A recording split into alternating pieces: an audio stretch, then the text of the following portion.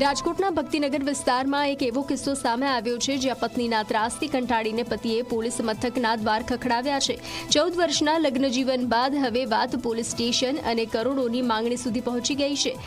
પતિનો આક્ષેપ છે કે લગ્નના થોડા સમય બાદ જ તેની પત્નીએ પોતાનું અસલી રૂપ બતાવવાનું શરૂ કર્યું હતું। તે પતિ અને તેની વૃદ્ધ માતા એટલે કે સાસુને શારીરિક અને માનસિક ત્રાસ આપતી હોવાની ફરિયાદમાં ઉલ્લેખ કરાયો છે।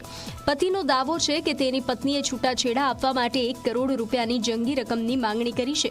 એટલું જ નહીં, મહિલાની દાદાગીરીના સીસીટીવી દ્રશ્યો પણ સામે આવ્યા છે, જેમાં તે પતિના ઘર પર પથ્થરમારો કરતી અને તોડફોડ કરવાનો પ્રયાસ કરતી સાફ દેખાઈ રહી છે। મારા લગ્ન 14 વર્ષ થયા। દિલીપભાઈ ઠાકરસિંહભાઈ પાનસુરિયાની દીકરી કિરણ, રાવકી ગામ। અમે એને અફેરમાં પકડી લીધી। મારી બાજુમાં રહેતા એની સાથે એનું અફેર હતું।